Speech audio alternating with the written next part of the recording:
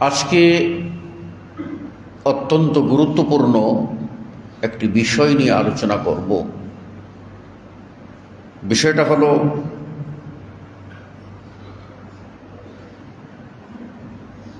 এই যে মাদক, এই মাদকের নেশায় যে আমাদের সমাজ ধ্বংস হয়ে যাচ্ছে, এ বিষয়ে আমরা খেয়াল করছি না। মুসল্লিয়ানি কেরাম, আল্লাহর অশেষ মেহেরবানিতে 1446 হিজরি অতিক্রম করে 1447 হিজরিতে আমরা পদার্পণ করেছি। অর্থাৎ হিজরি সনের প্রথম মাস মুহররম শুরু হলো। ইসলামে কোনো দিবস পালনের বৈধতা নাই, সেজন্য কোনো বর্ষবরণ আর কোনো বর্ষকে বিদায় কোনোটাই ইসলামে স্বীকৃত নয়। তাই ইংরেজি নববর্ষ বলি, বাংলা নববর্ষ বলি, আর চন্দ্রবর্ষের নববর্ষ বলি, কোনোটাই এগুলি পালন করা বৈধ নয়। বিশেষত ইংরেজি বর্ষকে বিদায় দান 31st নাইট ডিসেম্বরের পালন করা, এই সবগুলি হলো খ্রিস্টানদের অনুকরণ। আর এই মর্মে রাসূল সাল্লাল্লাহু আলাইহি ওয়াসাল্লাম বলছেন, খালিফুল ইয়াহুদ ওয়ান নাসারা, ইহুদি এবং খ্রিস্টানদের বিপরীত কাজ করো। আবার বলছেন, মান তাশাব্বাহা বিকওমিন ফাহুয়া মিনহুম, যে জাতির অনুসরণ করবে তাদেরই অন্তর্ভুক্ত হয়ে কিয়ামতের মাঠে উঠবে। অতএব মুসলিমদেরকে এই ধরনের বর্ষবরণের অপসংস্কৃতি থেকে মুক্ত থাকার বিনীত অনুরোধ করছি। নতুবা এই অপসংস্কৃতি আপনার আমার জীবনের সমস্ত আমলকে ধ্বংস করে দিয়ে জাহান্নামমুখী করবে, শয়তানমুখী করবে। তাই এর থেকে আমাদের সকলকে সাবধান থাকতে হবে। মুহররমের ফজিলত হাদিস দ্বারা বর্ণিত হয়েছে এবং মুহররমের সিয়ামের ফজিলত,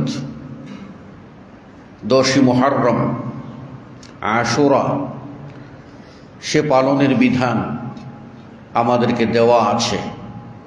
যদি আমরা এটা পালন করতে পারি তাহলে মুহররমের এই সিয়ামের বদৌলতে বিগত 1 বছরের গুনাহ থেকে আমরা মুক্ত হতে পারবো ইনশাআল্লাহ। অতএব সে বিষয়ে আমরা সাবধান হব এবং আশা করছি পরবর্তী জুমআয় এ বিষয়ে আলোকপাত করার চেষ্টা করব। ওমা তৌফিক ইল্লা বিল্লাহ।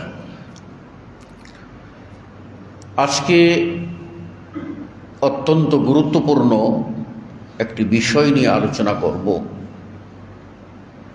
বিষয়টা হলো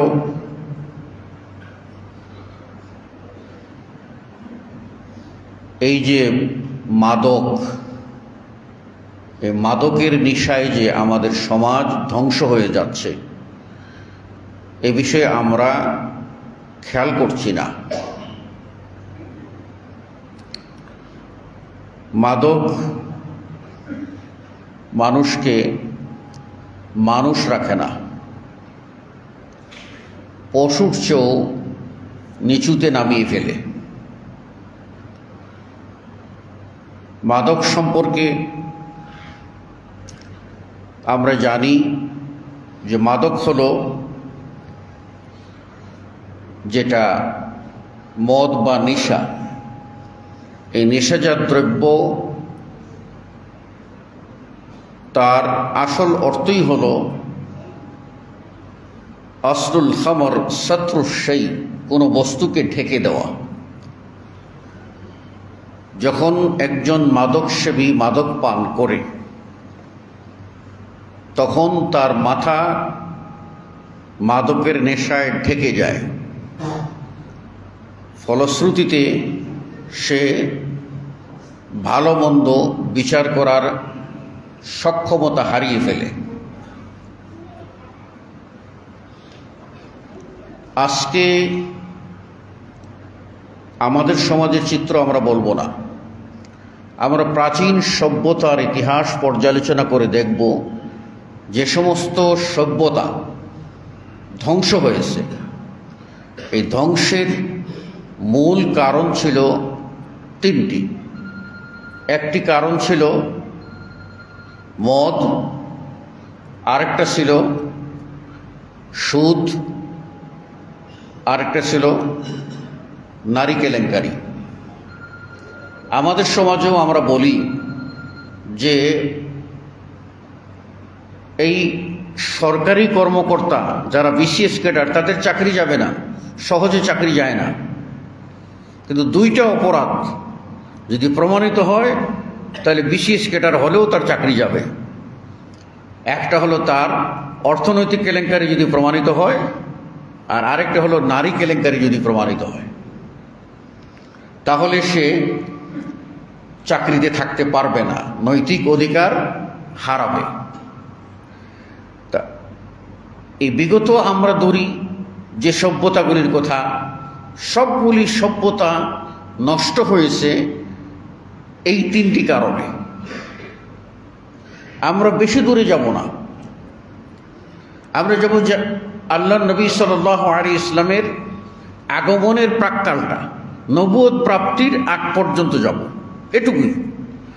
যে যুগটাকে বলা হয় আইয়ামে জাহিলিয়াত, বর্বরতার যুগ, অন্ধকারের যুগ, জাহিলদের যুগ, অজ্ঞতার যুগ, মূর্খতার যুগ, সেই অজ্ঞতা, বর্বরতা, এই যে জাহিলিয়াত, এটা এই মূলে ছিল এই মদ, নেশা এবং সুদভিত্তিক অর্থনীতি ও নারী কেলেঙ্কারি। এটা ওই সমাজকে জাহেল সমাজ হিসাবে আখ্যা দিতে বাধ্য করেছে। আর আমরা আজকে দেখতেছি যে আমাদের সমাজগুলি বিভিন্ন নেশায় আক্রান্ত হয়ে পড়ছে। আপনি বলেন খেলার নেশা, ফুটবল খেলা হোক, ক্রিকেট খেলা হোক, আর যে খেলা হোক, যে খেলায় মানুষের সময় জ্ঞান হারিয়ে ফেলে এবং যে খেলায় মানুষের সলাত বা নামাজের ওয়াক্তকে নষ্ট করে দেয়, সেই খেলা হারাম। আল্লাহ রাব্বুল আলামিন সূরা আল মুনাফিকুনে কি বলছেন? ইয়া আইয়ুহাল্লাযীনা আমানু লা তুলহিকুম আমওয়ালুকুম ওয়ালা আওলাদুকুম আন যিকরিল্লাহ। হে ঈমানদারগণ, আপনাকে আমাকে ডেকে বলছেন, হে ঈমানদারগণ, লা তুলহিকুম আমওয়ালুকুম ওয়ালা আওলাদুকুম, তোমাদের মাল এবং তোমাদের সন্তান এগুলি যেন তোমাদেরকে আল্লাহর জিকির থেকে অর্থাৎ সলাত থেকে গাফিল না করে। কেউ যদি মালের অহংকারে এবং সন্তানের মোহে পড়ে সে যদি সলাত ছেড়ে দেয় তাহলে পরিণাম কি? ওমান ইয়াফআল যালিকা ফাউলাইকা হুমুল খাসিরুন, যারা এহেন কাজ করিবে তারা ক্ষতিগ্রস্তদের, ধ্বংসশীলদের অন্তর্ভুক্ত হয়ে যাবে। তাহলে এই ধরনের নিশাগুলি আমাদের সমাজে কিভাবে আসে? আমাদের সমাজে আসে সমাজের হর্তাকর্তা যারা, সমাজের পরিচালক যারা, সমাজে যারা লিডারশিপ বিল্ড আপ করে, নেতৃত্ব দেয়, কর্তৃত্ব দেয়, সমাজে যারা বাপ, তাদের মাধ্যমেই এই অন্যায়টা সমাজে ঢুকে। একটা ছেলে বিড়ি খায়,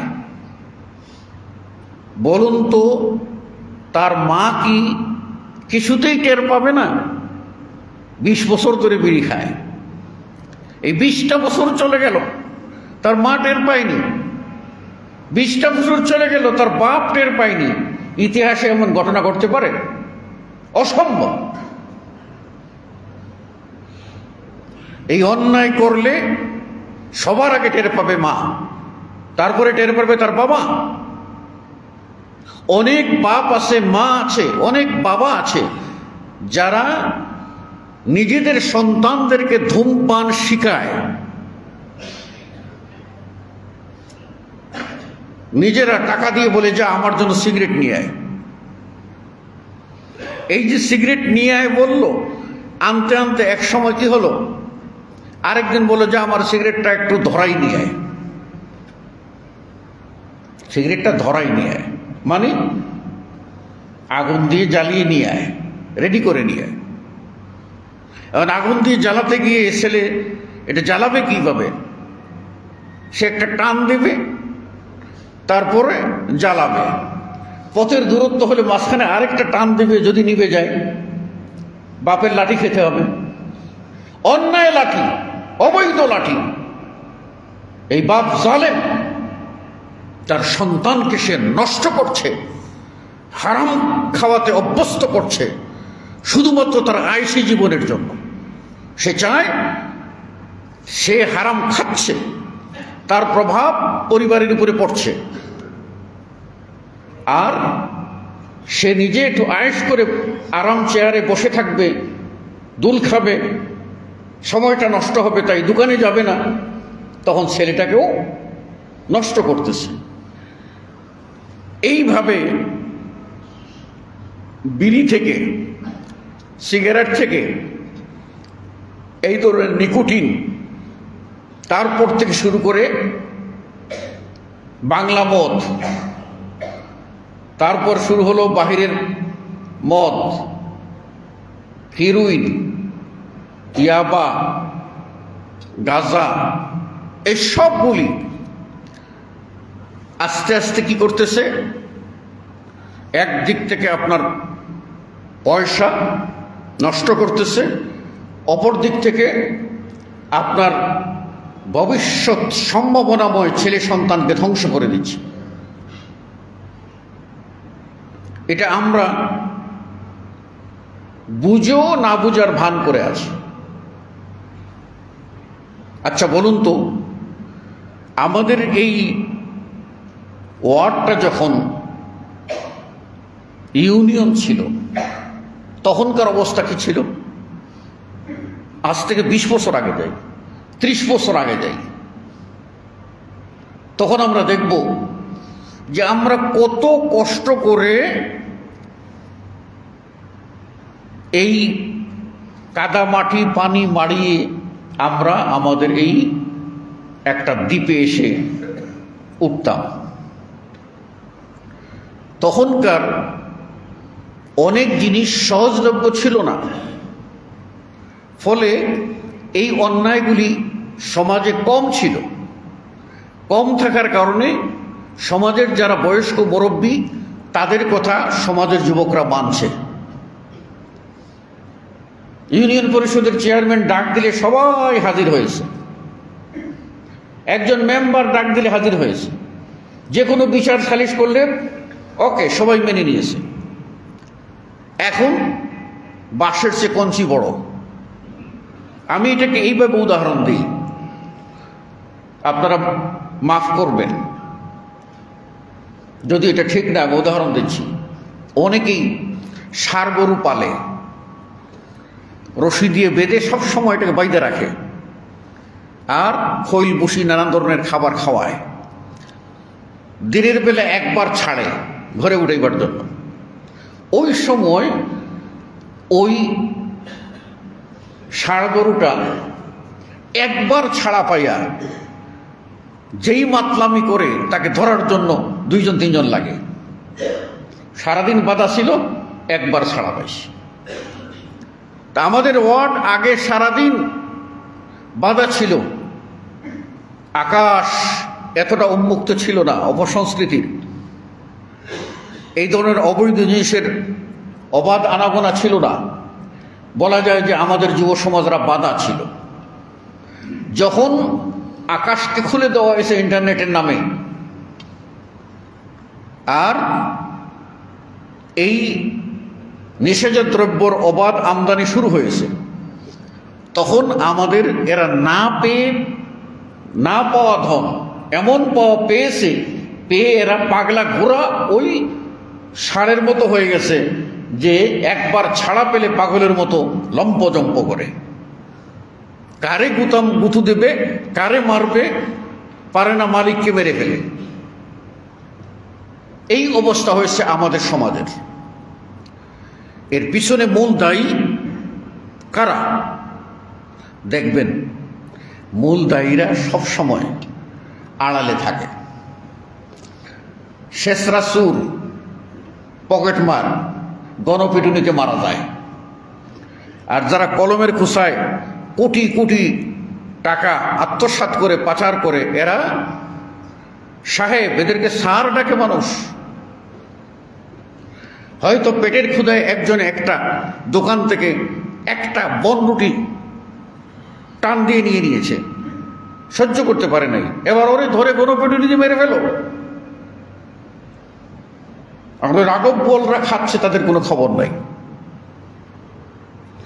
তো এই সব জায়গাতেই তথাকথিত গডফাদারের আনাগোনা বেড়ে গেছে। বাংলাদেশের প্রশাসন যদি 16 আনা সৎ হতো, তাহলে কি আমাদের সীমানার ভিতরে মদ, গাঁজা, ইয়াবা এগুলি ঢুকতো না। ঢুকলেও ধরা পেত, ধরা পড়লে ছাড়া পেত না, উপযুক্ত শাস্তি তাকে নিতে হতো। আমাদের সমাজে যারা বিচার করবে, তারাই দেখবেন একটা শেল্টার দিচ্ছে, তোমরা মদ ব্যবসা করবা, করো, কিন্তু মাসে 50,000 টাকা আমাদেরকে দিতে হবে। ঠিক আছে? এই মাসুয়ারা নিয়ে বজ্জাত হারামখোর লিডাররা, আবার বলছি, বজ্জাত হারামখোর লিডাররা, সমাজপতিরা পুরো সমাজের মাথাকে ধ্বংস করে দিচ্ছে। ভবিষ্যৎ প্রজন্ম ধ্বংসের দিকে যাবে, এটা আমরা বুঝতেছি না। কোথায় যাচ্ছি আমরা এটা টের পাচ্ছি। এজন্য অন্যায় যে করে আর অন্যায় যে সহে, তব ঘৃণা যেন তার তৃণসম দাহে। যারা এই অন্যায়টাকে সাপোর্ট দিয়ে যাচ্ছেন, এই অন্যায়কারীরা, এদের অবস্থান হচ্ছে, এদের দৃষ্টান্ত হচ্ছে সমাজের ফেরাউন। এরা সমাজের ফেরাউন, এরা সমাজের নমরুদ, এরা সমাজের হামান, এরা সমাজের কুখ্যাত সন্ত্রাসীর চেয়েও খারাপ। এই অন্যায়গুলি করার কারণে ফল কি দাঁড়িয়েছে? ফল দাঁড়াচ্ছে যে আপনি বুঝতেছেন না, আপনার পরিবার ধ্বংস হচ্ছে, আপনার ছেলে ধ্বংস হচ্ছে, আপনার মেয়ে ধ্বংস হচ্ছে। বাংলাদেশের মতো একটা দেশে আপনি চিন্তা করতে পারেন, মেয়েরা ধূমপান করছে, আপনি চিন্তা করতে পারেন? আবার বলছে ধূমপান করলাম, আমার স্বাধীনতা। এই স্বাধীনতার স্লোগান দিচ্ছে, আমি স্বাধীন, আমি ধূমপান করছি, অসুবিধা কি? এরা কোনো মায়ের ঘর থেকে জন্ম নেয় নাই, কোনো বাবার ঘর থেকে জন্ম নেয় নাই, না এরা মাটি ফেরে এমনি বের হয়েছে? ওই মা বাপ তারা কি মানুষ? তাদের মেয়ের এই মানে বিশ্রী পোশাক আর বিশ্রী চালচলন তারা কি করে মেনে নিচ্ছে? মরিয়মের ঘরে সন্তান হলো আল্লাহর ইশারায়। আল্লাহ দিলেন, জিবরাইল আল্লাহর নির্দেশে ফু দিয়ে দিলেন, হয়ে গেল। আর মরিয়ম সন্তান প্রসবের সময় বলছে যে মানুষে আমারে কি বলবে, ইয়া লাইতানি মিততু ক্বাবলা হাযা ওয়া কুনতু নাসিয়াম মানসিয়া। আহা, যদি আমি এই সন্তান প্রসবের আগে মারা যেতাম, আমি যদি মারা যেতাম তাহলে আমি মানে ভুলে যেত, মানুষ আমাকে স্মরণ করতো না, আমি লজ্জা পেতাম না। আল্লাহর বিশেষ মুআজিজা প্রাপ্ত মরিয়ম আলাইহিস সালাম সামাজিকতায় লজ্জা পাবেন সেজন্য কাঁদছেন আর বলছেন, আহা যদি এর আগে মারা যেত। তাহলে ওই সমাজের বাবা মা বা সমাজপতিরা তারা কি একটু চিন্তা করে না যে আমরা কি আমাদের দ্বারা আমাদের ভবিষ্যৎ প্রজন্ম কোথায় যাচ্ছে? অত্যন্ত মারাত্মক পরিণতির দিকে যাবে। আমি আপনাদেরকে বলছি, আপনি জানেন না যে রাত 10টা থেকে 12টার মধ্যে শরীরে, মস্তিষ্কে, বিভিন্ন অর্গানে প্রচুর পরিমাণ হরমোন নিঃসরণ হয়। যেই হরমোনগুলি নিঃসরণের মাধ্যমে শরীর আগামী দিনের কর্মদক্ষতা লাভ করে। আর এইটা 12টা পার হয়ে গেলে ওই রকম পর্যাপ্ত হরমোন নিঃসরণ হয় না, বের হয় না। এই হরমোনটা বের হওয়ার জন্য 16 আনা মানে পর্যাপ্ত গভীর ঘুম প্রয়োজন। যারা 10টায় শুইবে 12টার মধ্যে ঘুমিয়ে যাবে, ওই মানুষগুলি এই হরমোনের এই নিয়ামত প্রাপ্ত হবে। আর এই নিয়ামতের ফলে তার শরীর সচল থাকবে, শরীরের প্রত্যেকটা অর্গান সচল থাকবে এবং তার ঘরে সন্তান নিয়ামত হিসাবে আসবে। আর যার রাত পার করে দিচ্ছেন মোবাইল দেখতে দেখতে, 12টা, 1টা, 2টা, 3টা, ফজর আগের দিকে ঘুমাচ্ছেন, এই মানুষগুলি তাদের এই সক্ষমতা ক্রমশ কমবে এবং বিলুপ্ত হবে। এমনকি তারা সন্তানের জন্য দুয়ারে দুয়ারে ঘুরবে, ওদের ঘরে সে সন্তান সহজে জন্ম নেবে না। আপনি আগের কথা একটু চিন্তা করেন। ক্ষেত করছে,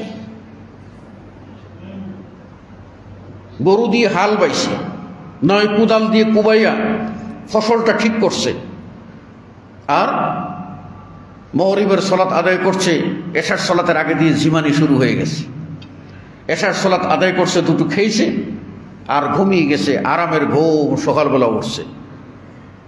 এরা 60, 70, 80 বছর, 90 বছরেও তাকড়া জোয়ানের মতো। আর আমরা এখন 40 পার হইলেই দেখা যায় যে মাজা বাঁকা হয়ে যাচ্ছে, চুল দাড়ি পেকে সাদা হয়ে যাচ্ছে। আমার বাপের 90 পার হয়েছে, 100-র কাছাকাছি। তার সামনে আমি দেখলাম যে আমি বুড়া, আমি বেকার। সেই জিনিসটা আমি উপলব্ধি করতেছি, দেখতেছি। এই সবের কারণ হলো আপনার নিজেরা অকর্মণ্য হয়ে যাচ্ছি, আমলা কাঠের ডেকি হয়ে যাচ্ছি। এ থেকে বেরিয়ে আসতে হবে আমাদেরকে। সম্মানিত মুসল্লিবৃন্দ, ইসলাম মদকে হারাম করেছে, আর আপনি আমি কৌশলে মদকে হালাল করব, মদের লাইসেন্স দেব? এটা কোনোদিন হতে পারে না। যদি আজকে দেই সুযোগটা, কিয়ামতের মাঠে এই সমস্ত সন্তানরা যারা মদ, হিরোইন, গাঁজা খেয়ে নষ্ট হবে, এইগুলি যখন জাহান্নামে এদেরকে পাঠানো হবে, ওরা বলবে, আল্লাহ জাহান্নামে তো যাব, তোমার কথা অমান্য করার কোনো সুযোগ নেই। আগে আমাদের একটু আপিল আছে। কি আপিল? হে আল্লাহ, আমরা কি করছিলাম বুঝতে পারি নাই।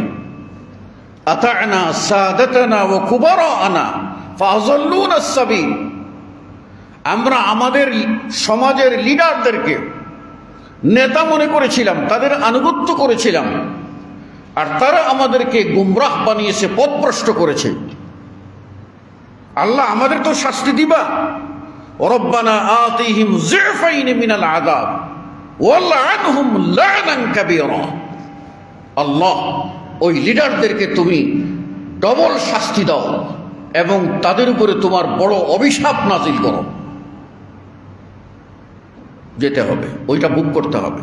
এখন না হয় যাই করি না কেন, যারাই আমরা এই ধরনের সুযোগ দিচ্ছি তারা মনে করতেছি যে পকেটে মাসে 1-1.5 লাখ টাকা আরামে আসতেছে, অসুবিধা কি? তাই না? কোনো সুবিধা ছাড়া দুনিয়ায় কেউ কাজ করে না। সহজ কথায় আসে, স্বার্থ ছাড়া এক কদম দুনিয়ার মানুষ চলে না, এক কদম চলে না। কাজেই ওখানে স্বার্থ না থাকলে আমার অঞ্চলে মদের নেশা হবে, এটা হতে পারে না। নিশ্চয়ই ওখানে আমারও কোনো স্বার্থ আছে। এই স্বার্থের গহ্বরে গর্তে হারিয়ে আমরা ধ্বংসের দিকে যাচ্ছি। শুনুন,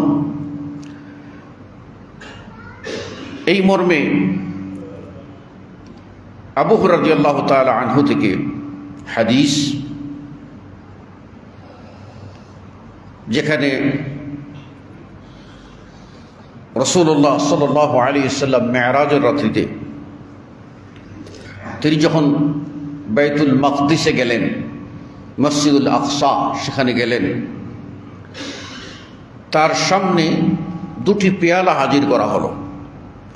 এক পেয়ালা ভর্তি হলো মদ, আরেক পেয়ালা ভর্তি দুধ, যে কোনো একটা তিনি পছন্দ করে গ্রহণ করবেন। ফানাযারা ইলাইহিমা, আল্লাহ নবী এই 2টি পেয়ালার দিকে তাকাইলেন। সুম্মা আখাযাল লাবান, তিনি দুধওয়ালা দুধের পেয়ালাটা গ্রহণ করলেন, মদেরটা গ্রহণ করলেন না। ফাকালা জিবরিল, তখন জিবরাইল আলাইহিস সালাম আল্লাহর রাসূলকে বললেন, আলহামদুলিল্লাহিল্লাযী হাদাকা লিল ফিতরা, যাবতীয় প্রশংসা ওই আল্লাহর যিনি আপনি মুহাম্মদ, হে নবী আপনি মুহাম্মদকে আল্লাহ রাব্বুল আলামিন ফিতরত, স্বভাবপ্রসূত বৈধ জিনিসটা গ্রহণ করার জন্য আল্লাহ আপনাকে হেদায়েত করেছেন, তাই আপনি এটা গ্রহণ করেছেন। তারপরে বলছেন, ওয়ালাউ আখাস্তাল খামর, যদি আপনি দুধ না নিয়ে মদটা নিতেন তাহলে গাওয়াত উম্মাতুক, তাহলে আপনার উম্মত এটার মাধ্যমে তারা আপনার নির্বুধ বোকা এবং ধ্বংসে পরিণত হয়ে যেত। তাহলে বোঝা গেল যে আল্লাহ রাব্বুল আলামিন পরীক্ষা করেছেন, আর নবী সাল্লাল্লাহু আলাইহি ওয়াসাল্লাম দুধ গ্রহণ করেছেন, মদ গ্রহণ করেননি। মদ গ্রহণ করলে, নেশাজাতীয় দ্রব্য গ্রহণ করলে এটা তার জন্য যেমন অমঙ্গল ছিল, তার উম্মতের জন্য অমঙ্গল ছিল। দুর্ভাগ্য উম্মত দুধ বাদ দিয়ে মদ খায়, দুধ বেছে বেছে বিড়ি খায়, দুধ বেছে বিড়ি খায়। হারামপুর কত প্রকার, কি কি বজ্জাত কত প্রকার, কি কি অনেক আছে। লক্ষ্য করে দেখবেন, গাছে আম ধরছে, কয়টা ভালো আম, আর বেটা এটা খা, আত্মীয় স্বজনকে খাওয়া, ওইটা বিক্রি করে গিয়ে সে সিগারেট কিনে। এইরকম মানুষ আছে, আল্লাহ এদের হেদায়েত করুক, আমিন। আমি সময় পাবো না, তাই শর্ট করে বলছি। সম্ভবত ওমর রাদিয়াল্লাহু তাআলা আনহু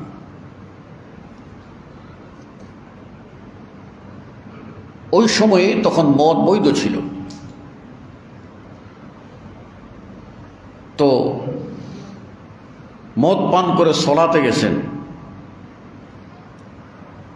সলাত পড়তেছেন, এক সূরার জায়গায় আরেক সূরা উল্টাপাল্টা হয়ে যাচ্ছে, যে টাল মদের কারণে। ওমর রাদিয়াল্লাহু তাআলা আনহু আল্লাহর কাছে দোয়া করলেন। সে দোয়াটা হলো এই, আল্লাহুম্মা বাইয়িন লানা ফিল খামরে বায়ানান শাফা বায়ানান শিফা।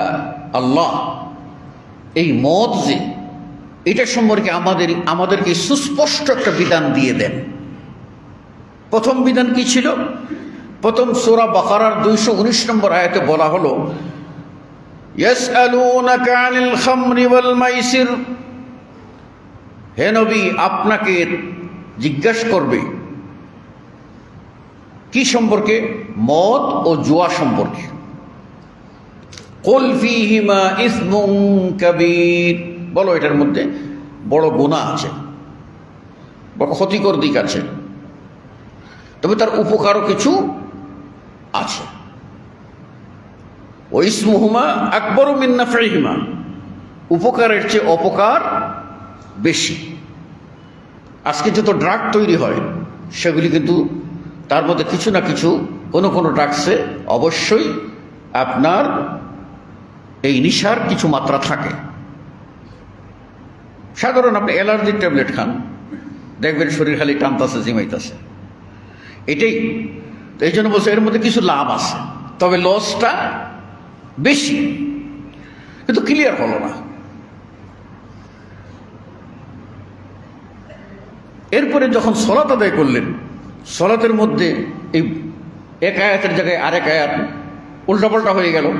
আল্লাহ রাব্বুল আলামিন সূরা নিসায়ের 43 নম্বর আয়াত নাযিল করে বললেন, ইয়া আইয়ুহাল্লাযীনা আমানু লা তাকরাবুস সালাতা ওয়া আনতুম সুকারা, এই ইমানদারগণ, যখন তোমরা নেশায় আক্রান্ত থাকো তখন সলাতের কাছেও যাইও না। মানে নেশাযুক্ত অবস্থায় সলাত আদায় করলে সলাত হবে না। তারপরেও ক্লিয়ার হচ্ছে না।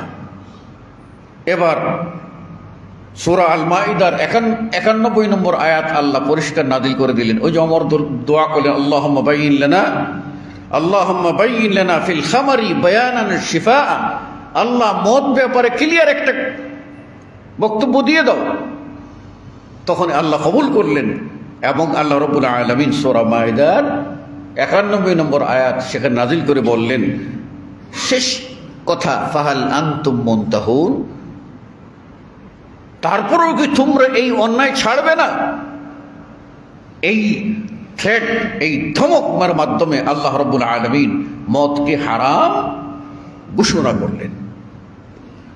তো যখন হারাম ঘোষণা হলো, তখন আপনার আমার মতো ইমানদারেরা ঘোষণা পাওয়ার পরে কি করেছিলাম?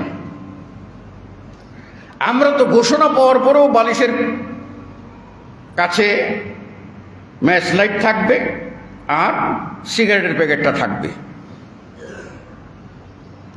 এখন যদি একটা ছেলে ভালো হয়, বলে বাবা এটা খেতে পারবো না, রাখ রাখ, ফেলে দিব না, মানে নিজে লুকাইয়া রাখে আর ফেলে দিব, যা পাগলামি করিস না, ছেড়ে দেব, এটাই তো স্বভাব।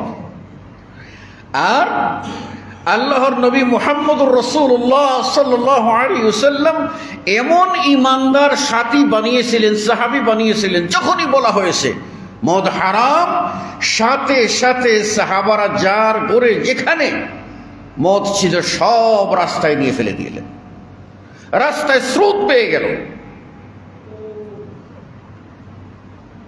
আমি একবার যখন সৌদি ধর্মমন্ত্রী চাকরি করতাম, তখন আমার ডিউটি ছিল তায়েফ সেন্ট্রাল জেলে যে সমস্ত বাংলা ভাষাভাষী মানুষেরা আসামি, তাদেরকে দিনের কথা শুনিয়ে একটু সতর্ক করা। তা আমাকে নিয়ে গেল ধর্ম বিষয়ক কর্মকর্তা। সেখানে জানেন আপনি, জেলের ভিতরে ঢোকা সহজ, বের হওয়া বড় কঠিন। একেবারে নিয়ে গিয়ে ভিতরে নিয়ে গেল, কয়েকটা গেট পার হয়ে। আর ভিতরে যখন গেলাম, বয়ান করলাম, আলোচনা করলাম, তখন জানতে পারলাম যে জেলের ভিতরেও মদ খোর একজন আছে যে মদ খায়। মদ পায় কোথায়? সে বলল মদ পায় না বলে যে রুটি দিয়ে খাবার, এই রুটিগুলি বাথরুমে, টয়লেটের এক জায়গায় আপনার একটা বালতি ভাঙ্গা, ওর ভিতরে রুটি ফেলে এখন পানি পর্যাপ্ত নাই, ওর মধ্যে পেশাব করে। এই পেশাব করে এটা জমে 3-4 দিন পরে যখন পচে যায়, তখন এটা মদ হয়, ওই নিজের পেশাব নিজের মদ ওইটা খায়। মানে এত নিকৃষ্ট হয়েছে, মানুষের কোনো কাতারে নাই। যে কোনো পচা জিনিস মদ হবে। আপনি খেজুর ভিজিয়ে রাখবেন, এটা পচে যাবে, এটা থেকেই মদ সৃষ্টি হবে। আপনি ভাত পচাইয়া রাখবেন, ওটা থেকেই মদ সৃষ্টি হবে। বাংলা মদ কিভাবে তৈরি করে? হ্যাঁ, এই সমস্ত মদ, এই নিশা জিনিস পচে গেলেই তো ওটার মধ্যেই রিয়েকশন, ওটাই বিষে পরিণত হবে, ওটাই মস্তিষ্ককে বিকল করবে। সুতরাং ইসলাম সেটা হারাম করেছে। আমাদের উচিত এই ব্যাপারে সতর্ক ও সাবধান হওয়া। আপনি জানেন আল্লাহ রাব্বুল আলামিন সূরা মাইদার যে 91 নম্বর আয়াতে বলতে গিয়ে কি বলেছেন? ইন্নামা ইউরিদুশ শাইতানু, শয়তান কেবল চায় আইয়ুকিআ বাইনাকুমুল আদাওয়াতা ওয়াল বাগদা, তোমাদের মধ্যে পরস্পরের দুশমনি এবং ঘৃণা ছড়িয়ে দিতে। কিসের মাধ্যমে? ফিল খামরি ওয়াল মাইসিরি, মদ এবং জুয়ার মাধ্যমে। ও ইয়াসুদ্দাকুম আন যিকরিল্লাহ, আর তোমাদেরকে আল্লাহর জিকির ও আনিস সালাহ, সালাত থেকে, আল্লাহর জিকির থেকে তোমাদেরকে আটকে রাখতে চায়, প্রতিবন্ধকতা সৃষ্টি করে রাখতে চায়। ফাহাল আনতুম মুনতাহুন, তাহলে কি তোমরা এটা ছাড়বে না এখনো এটা করবে? গতকালকে দেখলাম এক জায়গায় হাডুডু খেলতে গিয়ে 10 টাকা নিয়ে গোলমাল, 14 জন মারামারি করে আহত। ওই যে অন্যায়, 14 জন মারামারি করে আহত, 10 টাকা। আমাদের সমাজে জুয়া চলে ক্যারাম বোর্ডের মাধ্যমে, জুয়া চলে তাসের মাধ্যমে, জুয়া চলে বিভিন্ন ক্রিকেট খেলার মাধ্যমে।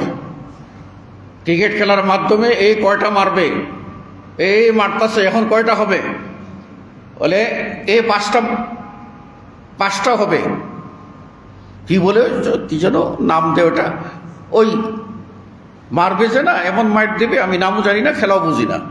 তো ও মারলে এবার 5টা হবে, 5টা হলে আমি 1000 টাকা বেট ধরলাম, বলে না হলে আমি 2000 টাকা। এই যে বাজি ধরা, এটাই হলো জুয়া, এটা হলো মাইসির, এটাই হলো হারাম। ক্যারাম বোর্ড খেলে, ক্যারাম বোর্ড এমনিতেই রাসূল সাল্লাল্লাহু আলাইহি ওয়াসাল্লাম বলেছেন যে হাতের টুকা দিয়ে যে খেলা হয় সে খেলা হারাম, সে খেলা যাবে না। এমনিতেই তাস খেলে, ওর ভিতরেও তারা জুয়া খেলে। তো এই সমস্ত অন্যায়গুলি যদি সমাজের ভিতরে চলতে থাকে, আর আপনি অন্যায়কে সমর্থন করে আপনি এসে যদি নামাজ পড়েন আর রোজা রাখেন আর তসবি টানেন, বাবারে, আপনার এই তসবি আর রোজা নামাজ এইগুলি আল্লাহ ধরবে না। বুঝতে পেরেছেন? লূত আলাইহিস সালামের সম্প্রদায়ের উপরে যখন গজব আল্লাহ নাজিল করলেন, তখন ফেরেশতারা গিয়ে বলে, আল্লাহ তোমার ওখানে একজন ভালো বান্দা আছে, খুব পরেজগার মানুষ। আল্লাহ বলেন, ওরে দিয়ে আগে শুরু করো, ওরে দিয়ে আগে শুরু করো। ও শুধু সাধু হইয়া ওখানে আমাকে ডাকে, কিন্তু তার আশেপাশেই দুর্গন্ধ ছড়াচ্ছে, সেগুলির বিরুদ্ধে কোনো কথা বলে না। সুতরাং সাবধান, সতর্ক হন। আল্লাহ রাব্বুল আলামিন আমাদের সকলকে নিষেধাজ্ঞা দ্রব্য থেকে মুক্ত থাকার তৌফিক দান করুন। আরেকটা বিষয় আমি সতর্ক করি, আমি জানি এই ধরনের মৌসুমগুলিতে ছেলেরা একটু আনন্দ উল্লাস বেশি করে, যেহেতু নদীতে পানি থাকে। তো পানি যখন একটু বেশি থাকে, ছেলেরা নৌকা ভাড়া করে সাজগোজ দিয়ে ডেক সেট লাগিয়ে লম্পজম্প করে ফালাফালি করে। এই ধরনের স্বভাব নদীর ধারের ছেলেদের থাকে। তা আপনাদের পাশে যেহেতু বালু নদী, তার ভিতরে এই শয়তানের বালুমাখা কিছু ইবলিস যেতে পারে এবং এই নাচানাচি করতে পারে। এইগুলি যদি আপনারা সমর্থন করেন, তাহলে নদীর ধারে হলো মসজিদ, আপনাদেরটা মসজিদের শহর, মসজিদের গ্রাম না, এখন আমি মসজিদের শহর বলবো। এত মসজিদওয়ালা ঘনবসতি সহজে খুঁজে পাওয়া যাবে না। সেখানে যদি ডেক সেটের সেই মানে আওয়াজ, ঠাস ঠাস আওয়াজগুলি যদি মসজিদের ওয়ালের মধ্যে গিয়ে ঠেকে, আর এইগুলি যদি কিয়ামতের মাঠে সাক্ষী দেয়, আপনি কি বলবেন? মুক্তি পাবেন? সুতরাং সাবধান হওয়ার জন্য সকলকে অনুরোধ করছি। আকুলু কওলি হাযা আস্তাগফিরুল্লাহ লি ওয়া লাকুম ওয়া লিসাইরিল মুসলিমিন।